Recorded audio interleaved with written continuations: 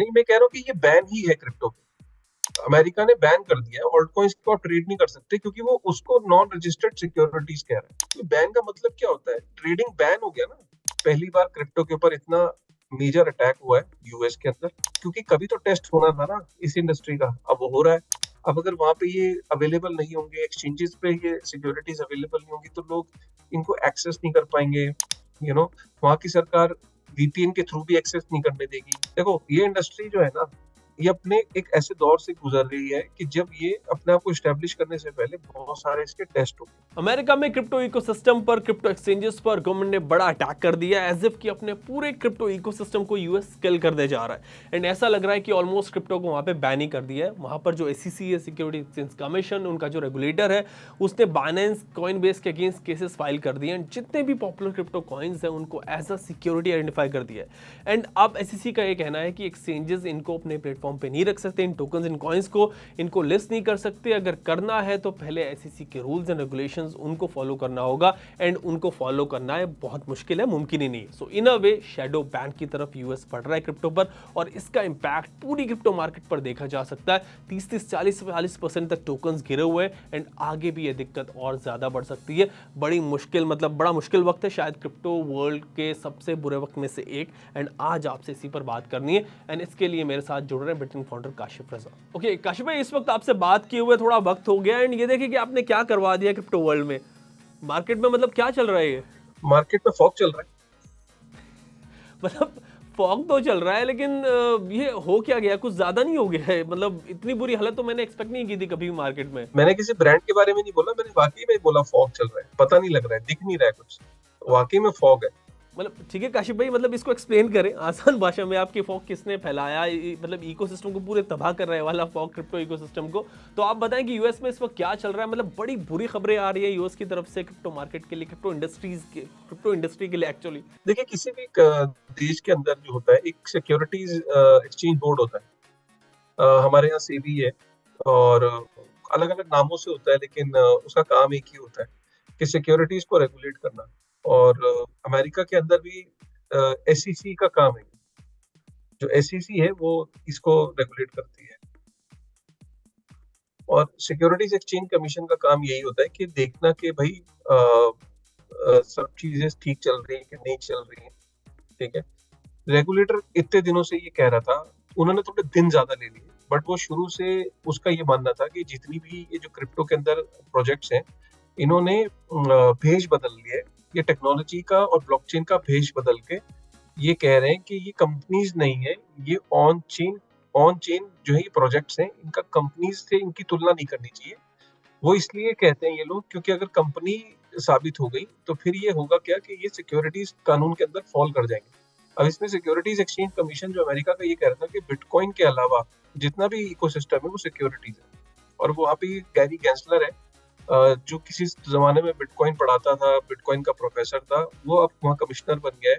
और वो पिछले 2-3 सालों से ये कह रहा था, और अब उसने कुछ अचानक ये समझ लीजिए कि कहीं ना कहीं सरकार की सहमति होगी, कुछ वहाँ की यूएस की 10 स्टेट्स हैं उनकी भी सहमति दिख रही है। उसने ये बहुत सख्त कार्रवाई करी है बाइनेंस के अगेंस्ट, कॉइनबेस के अगेंस्ट। उसने ये कार्रवाई करी कि तुम दोनों ने जो एक्सचेंजेस नहीं हो, तुम लोग सिक्योरिटीज एक्सचेंज हो, तुमने सिक्योरिटीज को लिस्ट किया हुआ था, उसमें तुमने ट्रेडिंग करवाई। 67 क्रिप्टो को उन्होंने बोला है कि ये सिक्योरिटीज हैं।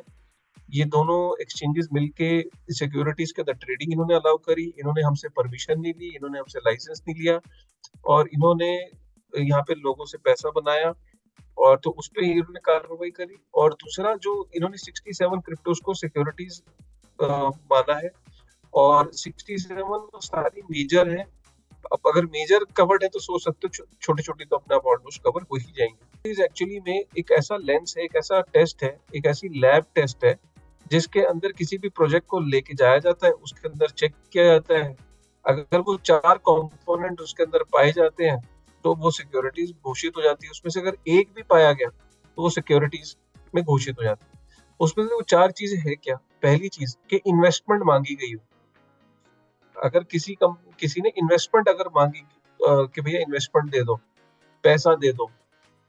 दूसरा, किसी कॉमन एंटरप्राइज में पैसा मांगा गया, किसी पार्टनरशिप में, एलएलसी में, पब्लिक लिमिटेड कंपनी में, प्राइवेट लिमिटेड कंपनी में, कोऑपरेटिव में, एनजीओ में, कहीं पे भी अगर पैसा मांगा गया हो और एक कॉमन एंटरप्राइज के थ्रू मांगा गया हो, और तीसरा, जिसने पैसा दिया उसको प्रॉफिट की अपेक्षा करवाई हो, उम्मीद बांधी हो कि भाई तुझे बदले में रिटर्न मिलेगा, और चौथा, जिसने पैसा दिया उसकी अपेक्षा है कि वहां पे जो टीम है, जो एबीपी न्यूज के अंदर अगर अयाज भाई हैं, वो अगर एबीपी के हेड हैं, तो उनकी कार्य करने की क्षमता पे इतना विश्वास है कि वो अच्छा एफर्ट करेंगे, एबीपी न्यूज बढ़ेगा और उससे मुझे प्रॉफिट होगा। तो मतलब अगर वो प्रोजेक्ट के अंदर जो 2-4 लोग हैं वो अच्छा काम करेंगे तो मुझे उनसे अपेक्षा है कि प्रॉफिट होगा।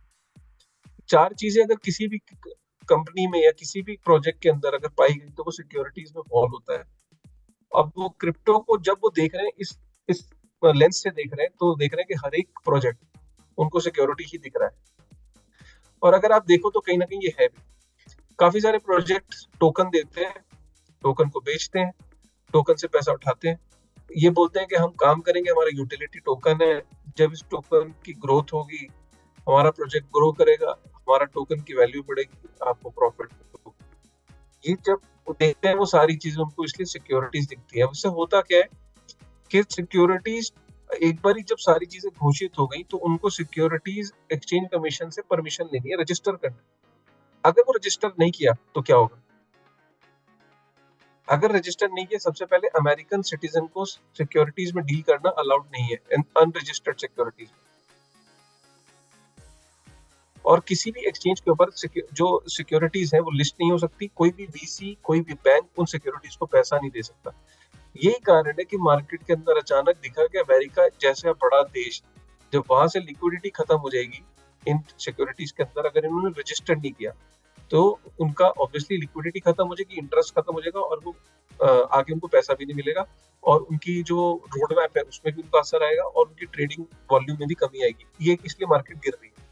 आप सपोज कर लीजिए कि आपके श्रोता ये भी कह सकते हैं कि जाके अपने आप को रजिस्टर करने, दिक्कत क्या है?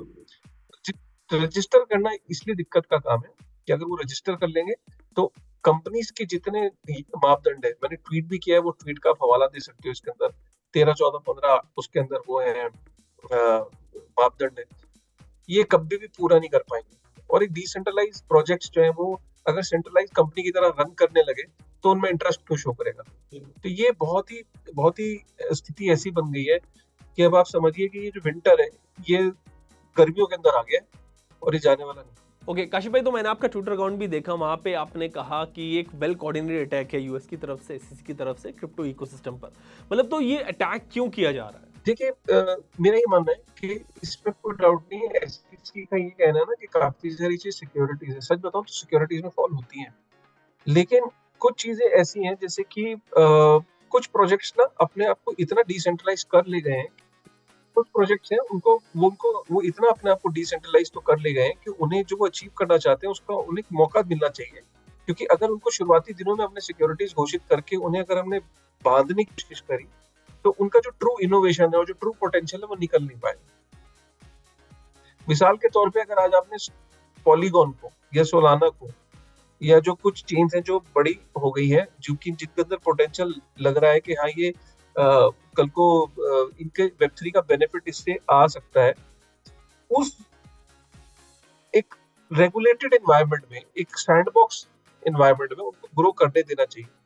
यहाँ कोऑर्डिनेटेड अटैक इसलिए कह रहा हूँ कि इतने साल से वहां पे कॉइनबेस चल रहा था, इतने सालों से बाइनेंस चल रहा था, ये चीज आपने एफटीएक्स पे तो लागू नहीं करी। जब एफटीएक्स इतना बड़ा स्कैम कर गया, अब आपको अचानक आप जगह आपने कॉइनबेस और बाइनेंस को और बाकी इकोसिस्टम के पीछे एकदम पड़ गए, और 10 स्टेट्स ने भी अपने यहाँ पे केस फाइल किया है सिक्योरिटीज के अगेंस्ट, इनके अगेंस्ट। तो 10 स्टेट्स यूएस की, और अचानक पहले बाइनेंस फिर कॉइनबेस, ये सब कोऑर्डिनेटेड लग रहा है, पहले से प्री प्लान्ड लग रहा है। सो काशिफ भाई, इसमें आगे क्या होगा? मतलब अभी हम देखें तो बाइनेंस के अगेंस्ट केस फाइल हो गए हैं, कॉइनबेस के अगेंस्ट केस फाइल हो गए वहां पे, तो आगे तो बड़े बुरे दिन दिख रहे हैं यूएस में भी, and even global crypto industry की बात करें। आगे देखो, आगे ये होने वाला है कि अभी ये केस चलेगा, काफी सारे एक्सचेंजेस वहां पे केस लड़ेंगी, काफी प्रोजेक्ट्स केस लड़ेंगे। केस का क्या आउटकम आएगा कोई नहीं कुछ कह सकता, क्योंकि केस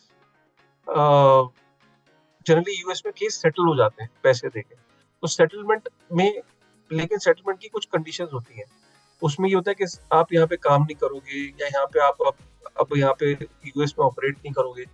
तो क्या वैसा सेटलमेंट कोई करना चाहेगा? पहली चीज। दूसरी चीज, अगर वहां पे जब तक केस चलता है तो लंबा केस चलता है। एक्सआरपी का केस आज तक सॉल्व नहीं हुआ, ऐसा नहीं कि ऑलरेडी में केस चल रहा है एक्सआरपी पे। अब ये केस कितने लंबे चलते हैं, कब तक चलते हैं, तब तक क्या होगा मार्केट का, क्योंकि मार्केट के अंदर लिक्विडिटी यूएस से आती है। मार्केट मेकर्स यूएस के अंदर इतने बड़े थे, मार्केट वहाँ के यूएस के सिटीजन बहुत इन्वॉल्व थे क्रिप्टो में। अब अगर वहाँ पे ये अवेलेबल नहीं होंगे, एक्सचेंजेस पे ये सिक्योरिटीज अवेलेबल नहीं होंगी, तो लोग इनको एक्सेस नहीं कर पाएंगे। वहाँ की सरकार वीपीएन के थ्रू भी एक्सेस नहीं करने देगी, और वीपीएन के थ्रू एक्सेस करना वहाँ इलीगल होगा, इन सिक्योरिटीज के अंदर डील करना। तो एक तरीके से जो मार्केट के अंदर लिक्विडिटी क्रंच जिसे कहते हैं, जब वो आ जाएगा, तो फिर ऑब्वियसली मार्केट के अंदर जो आप ग्रोथ देख रहे थे इतने समय से, उस पर एक अंकुश लगेगा, ये मुझे दिखता है। काशिफ भाई, ये भी अपडेट है कि एसईई के सेक्शन के बाद कुछ एक्सचेंजेस जैसे रॉबिनहुड की बात है, वो सोलाना, कार्डानो, पॉलीगॉन को डीलिस्ट कर रहे हैं। एंड आप जैसे कह रहे थे कि अभी बहुत सारे ऐसे कॉइन्स हैं जिनको एसईसी ने सिक्योरिटी आइडेंटिफाई किया। तो अगर ऐसे डीलिस्टिंग चलती रहेगी तो आगे मार्केट कैसे बचेगी? मतलब क्या होगा, कुछ समझ नहीं आ रहा। देखिए, डीलिस्ट करने से कोई फर्क नहीं पड़ता। डीलिस्ट करने से इसलिए फर्क नहीं पड़ता है क्योंकि सिर्फ कोई कॉइन्स खत्म नहीं हो जाएंगे। यहाँ पे हम ये नहीं कह रहे कि पॉलीगॉन, सोलाना खत्म हो गए, खत्म कुछ नहीं हुआ। सिर्फ उनको एक लिक्विडिटी यूएस से जो मिल रही थी एक्सचेंजेस पे लिस्ट होके, अब वो खत्म हो जाएगी। बाकी मार्केट्स में जो एक्सचेंजेस हैं, Binance.com है और एक्सचेंजेस, और एक डिसेंट्रलाइज्ड एक्सचेंजेस पे तो ये अवेलेबल है ही ना, इसलिए कोई फर्क नहीं पड़ता कि एग्जिस्टेंस पे पड़ता है फर्क। उनकी लिक्विडिटी और मार्केट में जो पोटेंशियल था, जो वो होपियम था प्राइस का, उस पे अब अंकुश लग जाएगा। काशिफ, इस पूरे सिनेरियो को डॉलर से लिंक भी करके देखा जा रहा है कि जैसे डॉलर की हालत खराब है, जो इश्यूज चल रहे हैं इस वक्त, यूएस ने इतनी प्रिंटिंग कर दी थी, मतलब उसको समझ नहीं आ रहा क्या करें। तो इसलिए कहीं बिटकॉइन की तरफ लोग ना चले जाए, डिसेंट्रलाइजेशन की तरफ ना चले जाए, इसलिए भी क्रैकडाउन किया जा रहा है। मतलब ऐसी भी बात आ रही है, तो इस पर क्या कहेंगे? बिल्कुल हो रहा है, क्योंकि उसी के बाद से ही चालू हुए, जब वहाँ 4 बैंक फॉल हुए, और वो जो काफी सारे यूएस के अंदर जो वो इफेक्ट आया, उसी के बाद से चालू हुआ। बाइडेन की जो सरकार है, उसको लगता है कि जो क्रिप्टो है वो it's a threat for dollar and for US banking infrastructure. तो ये उन्होंने उसको बेस बना के क्रिप्टो पे अटैक किया। अब इससे ये भी पता लग जाएगा कि क्रिप्टो कितना डिसेंट्रलाइज है, उसका कितना फर्क। पहली बार क्रिप्टो के ऊपर इतना मेजर अटैक हुआ है यूएस के अंदर। देखने वाला काम है कि, क्योंकि कभी तो टेस्ट होना था ना इस इंडस्ट्री का, अब वो हो रहा है। अब इसमें चिंता की क्या जरूरत है? देखो, ये इंडस्ट्री जो है ना, ये अपने एक ऐसे दौर से गुजर रही है कि जब ये अपने आप को इस्टेब्लिश करने से पहले बहुत सारे इसके टेस्ट होते हैं। आप ये सोच के अगर इस इंडस्ट्री में आए हो कि मैं 20 लाख रुपए लगा के मैं करोड़पति हो जाऊंगा, या 1 लाख रुपए लगा के मैं लखोपति हो जाऊंगा, आपका भी टेस्ट हो जाएगा। इसलिए मैं कहता हूँ कि ये इंडस्ट्री के अंदर रिस्क बहुत है। इसमें बहुत छोटा पोर्टफोलियो अपना असाइन करिए और अपने आप को वेल इन्फॉर्म्ड रखिए। ये कोई गैम्बलिंग करने की जगह नहीं है। यहाँ पे अभी भी बहुत सारी चीजों पे क्लैरिटी आनी बाकी है। अभी इस इंडस्ट्री का ग्रो होना, ये सब होने में टाइम लगेगा। पोटेंशियल है इस इंडस्ट्री में, कहीं जा नहीं रही है, कोई टोकन खत्म नहीं हो रहा है, वेब3 खत्म नहीं हो रहा है, डिसेंट्रलाइजेशन चाहिए लोगों को। लेकिन ये कहना कि रातों रात कुछ हो जाएगा, नहीं। आज मैं आपको बताऊं, ये मैराथन की रेस है, इसमें 100 मीटर में कुछ नहीं होने वाला। ओके काशिफ भाई, इंडिया में इसका क्या असर पड़ेगा ये बताएं कि इंडिया में गवर्नमेंट भी है, रेगुलेटर्स भी हैं, पूरा सिचुएशन मॉनिटर हो रही है। ऑफ कोर्स इंडिया में भी देख रहा हो कि यूएस में क्या चल रहा है, तो यहाँ पे क्या असर पड़ेगा इसका? इंडियन रेगुलेटर तो खुशी होगा कि देखिए जो हम कह रहे थे वही हुआ। वो तो सिंपल सी बात है, वही इसको प्रूव कर देंगे। सो वो आरबीआई पहले से ही कह रहे हैं। इंडिया में सरप्राइजिंगली सेबी एक्टिव नहीं है। सेबी को एक्टिव होना पड़ेगा। ये मैटर ही सेबी के अंडर फॉल करता है एक्चुअली क्रिप्टो का। हमारे यहाँ पे सेबी बोलता नहीं कुछ, हर जगह एसईसी बोलता है, यहाँ सिर्फ आरबीआई बोल रहा है। आरबीआई का कंसर्न सिर्फ पेमेंट से रिलेटेड है। ये एप्लीकेशंस और वेब3 से रिलेटेड बात सेबी को करनी चाहिए कि इन कंपनीज का क्या होगा, ये प्रोजेक्ट्स का क्या होगा, वो इनको लिस्ट करेगा नहीं करेगा। बट हमारे यहाँ वो नहीं बोलता है। बट और देशों में, जैसे यूएस में, लीड कौन ले रहा है? वहां पे लीड एसईसी ले रहा है, यहाँ आरबीआई ले रहा है। तो ऑब्वियसली आरबीआई खुश हो, क्योंकि आरबीआई तो चाहता है ये बैन करना, आरबीआई को और मौका मिलता है। यूएस के अंदर कोई भी क्रिप्टो ओवरऑल डिसेंट्रलाइजेशन के लिए फाइट कर रहा है, तो क्रिप्टो किसी भी को पसंद तो आना नहीं है। How can you expect? जो वेब 2 की कंपनीज थी ना, वो डेटा को एक सेंट्रल सर्वर पे ला रही थी, बिल्कुल तो सरकारें खुश हो गई, मोगेम्बो खुश हुआ कि हमारे पास डेटा आएगा लोगों का, दुनिया का डेटा मेरे घर पे आएगा, मेरे सर्वर पे आएगा। मोगेम्बो खुश हुआ। यहाँ क्या हो रहा है कि हाँ। डेटा जो है दुनिया के अलग अलग डिसेंट्रलाइज स्टोरेज सिस्टम पे जाएगा, डेटा चेन पे चला जाएगा, पब्लिक की नजर में चला जाएगा, उस पे मेरा कंट्रोल नहीं रहेगा। मोगेम्बो ना खुश हुआ। वेब 3 मोगेम्बो को खुश नहीं कर रहा, और वेब 2 मोगेम्बो को खुश करता था। जो चीज मोगेम्बो को खुश करती थी वो वेब 2 था, जो चीज मोगेम्बो को खुश नहीं करती वो वेब 3। आज आपको समझ में आ गया वेब 2 और वेब 3 का डिफरेंस? ऑफ कोर्स काशी भाई, व्यूअर्स समझ ही गए होंगे कि मतलब कितना बड़ा जाल है मतलब फिएट का, कैसे डॉलर के जरिए पूरी दुनिया को इन्होंने कंट्रोल करके रखा हुआ है। लेकिन अब ये बात भी क्लियर करें कि क्या ये बैन की तैयारी नहीं हो रही क्रिप्टो पर, कि पूरी तरह से क्रिप्टो इकोसिस्टम को किल कर दिया जाए, खत्म कर दिया जाए? मैं कह रहा हूँ कि ये बैन ही है क्रिप्टो पे। अमेरिका ने बैन कर दिया है, ऑल्ट कॉइंस को आप ट्रेड नहीं कर सकते, क्योंकि वो उसको नॉन रजिस्टर्ड सिक्योरिटीज कह रहे हैं, उसमें आप ट्रेड नहीं कर सकते। काशी भाई, तो बड़ा सीरियस मैटर है। मतलब अगर एक दो कंट्री और ऐसा कर दें तो मतलब क्या बचेगा फिर क्रिप्टो में? कुछ भी नहीं, मतलब क्या फिर कुछ बचेगा? तो आप ही बताएं क्या बचेगा। क्रिप्टो क्रिप्टो क्रिप्टो खत्म नहीं हो रहा। फिर मैंने कहा टोकन्स एग्जिस्ट करते रहेंगे, डिसेंट्रलाइज एक्सचेंज पे ट्रेडिंग होगी, वॉल्यूम कम होगा, लिक्विडिटी कम होगी, प्राइसिंग पे धीरे धीरे होगा इफेक्ट। क्रिप्टो कहीं नहीं जा रहा, बिल्डर्स बिल्ड करते रहेंगे, क्योंकि आप इथेरियम को अगर बंद नहीं कर सकते ना, आप इथेरियम अगर आपको क्रिप्टो को खत्म करना है तो आपको इथेरियम को किल करना है, बिटकॉइन को कंकर करना है। जब आप उन दोनों को कंकर नहीं कर सकते तो टहनियों को कतरने से पेड़ खत्म नहीं होता है। पेड़ को खत्म करने के लिए पेड़ को जड़ से निकालना होता है। कशिप भाई, लास्ट में आप ये बताएं कि क्रिप्टो इन्वेस्टर्स को इस सिचुएशन में मतलब क्या करना चाहिए, उनके पास क्या ऑप्शन बचता है?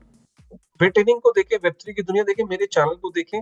आपके यूजर को मैं ये कहूंगा, अगर आप वो चाहते हैं कि सही इंफॉर्मेशन मिले तो हिंदी में तो मेरे चैनल पे या आपके यहाँ इंफॉर्मेशन मिल ही रही। और इसमें फोमो करके इन्वेस्ट ना करें। यहाँ एक का दो, दो का चार। मैं हमेशा से आपके चैनल पे थक गया बोलते बोलते, लेकिन कोई फर्क तो पड़ता नहीं है आपकी ऑडियंस। मैं भी कहता रहता हूँ काशी भाई कि भाई किसी रैंडम कॉइन के चक्कर में मत पड़ो, बट कमेंट सेक्शन में फिर भी मतलब ऐसे लोग आ जाते हैं, कुछ ही लोग हैं, हर नहीं, कि भाई इस कॉइन के बारे में वीडियो बना दो, उसके बारे में बना दो। मतलब यहाँ पे ऐसे यूट्यूबर्स भी हैं बल्कि जो रैंडम कॉइन्स के बारे में प्रेडिक्शन करते रहते हैं, फिर आम इन्वेस्टर उनको फॉलो करते हैं, वो खरीद लेते हैं एंड फिर वो फंस जाते हैं। खैर, हमारा आपका काम है वो करते रहेंगे कि लोगों को एजुकेट करें, उनको नुकसान से बचाएं। आज के लिए इस वीडियो में इतना ही। Thanks for watching Anka.